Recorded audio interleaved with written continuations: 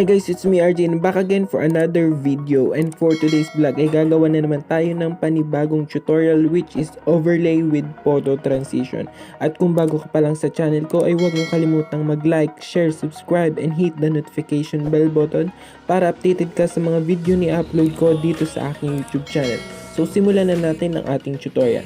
Kailangan po natin ng 20 photos para matapos natin itong ating video. So mag-add lang po ako ng 19 photos na dinownload ko po sa aking Google. Yan. 1, 2, 3, 4, 5, 6, 7, 8, 9, 10, 11, 12, 13, 14, 15, 16, 17, 18, 19. And that's it po. And after po nyan, ay ilalagay ko po sa gilid kung ano nga bang mga animation at kung saan ko sila kinat, kung anong seconds ko sila kinat. So sa unang picture po ay kakat po natin siya sa 2.4 and then sa next picture po ay kakat ko po siya sa 0.8 and for the next picture po ay kakat ko ulit sa 0.8 and then sa next picture po ay 0.6 yan, and for the next picture po ay 0.6 ulit, 0.6 yan. So for the next picture po ay kakat ko siya sa 1.3. Kakat ko po siya sa 1.3. And next picture po ay kakat ko po sa 0.4. Cut po natin siya sa 0.4. And for the next picture po ay cut ulit natin sa 0.4. Cut natin sa 0.4. And for the next picture po ay cut ulit natin sa 0.4. And next picture po, cut ulit po natin sa 0.4. Yan. Dapat po ay 6 na 0.4 yan. Next picture po ay 0.4 ulit. And for the last picture po, for 0.4. And after po ng 6 na 0.4 ay 0.7. And then 0.7 ulit. 0.7. And next is 1.1. And next picture po ay 0.5. Yan, 0.5. For the next picture ay 0.6.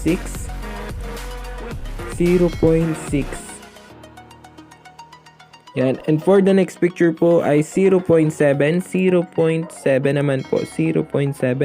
And for the next picture po ay 0.4.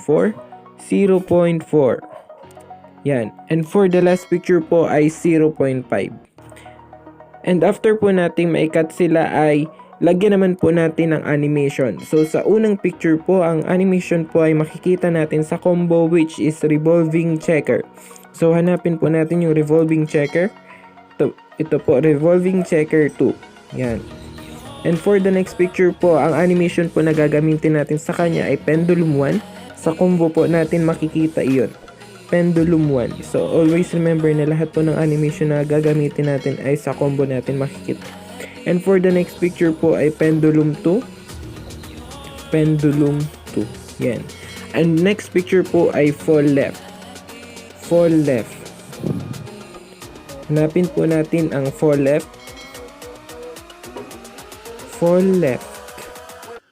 Yan, medyo nakakalito rin pong maghanap dito. Fall left. Ito po. And after po ng fall left ay spin in po ang gagamitin natin sa kanya. Spin in. Where is spin in? Yan. And for the next picture po ay spin in po ulit ang gagamitin natin sa kanya. And for the 6 photos na kinat po natin sa 0.4, ang gagamitin po natin sa kanilang lahat ay bend zoom po. Yan, bend zoom. Next picture, bend zoom po ulit. Next picture, bend zoom ulit. Then bend zoom,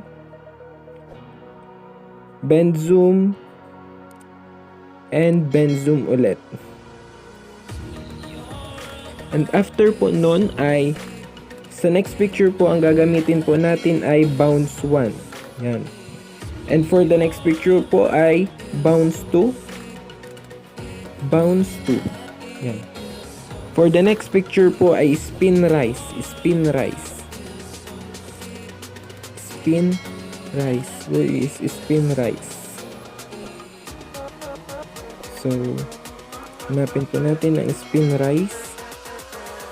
Spin rise. Ito po. And for the next picture po, ang gagamitin po natin sa kanya ay funhouse mirror 1.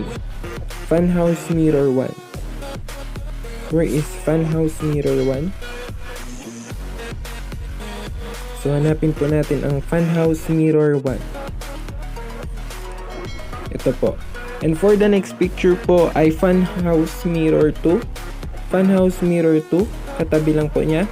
And for the next picture po ay distort left. Yan, distort left po. Hanapin natin ang distort left. Distort left. Nandito po siya sa may bandang unahan. Distort left. So ito po ang mahirap dito, ang maghanap ng mga animation na dapat nating gamitin. Distort left. Where is distort left? Yan. Then for the next picture po ay distort right. Hanapin po natin ang distort right. Yun, katabi lang po ng distort right. And for the last picture po, ang gagamitin po natin sa kanya ay bounce 2. So bounce 2 po ang gagamitin natin sa kanya. Bounce 2. Bounce 2. So that's it. After po nating makat at malagyan ng animation, ay lalagyan na po natin ng overlay na lyrics. So, ito po ay makikita nyo lamang sa TikTok. So, huwag po kayo mag-alala at ilalagay ko po sa description box yung link nitong video na ito. So, huwag po natin ipakita yung pangalan. And then, after po nyan, ay punta tayo sa splice. And then, hanapin natin yung hard. And then, i-adjust po natin yung opacity. Bawasan po natin. Gawin po nating 60. Yan, 60. Yan. And that's it po. At panoorin po natin yung ating finished product.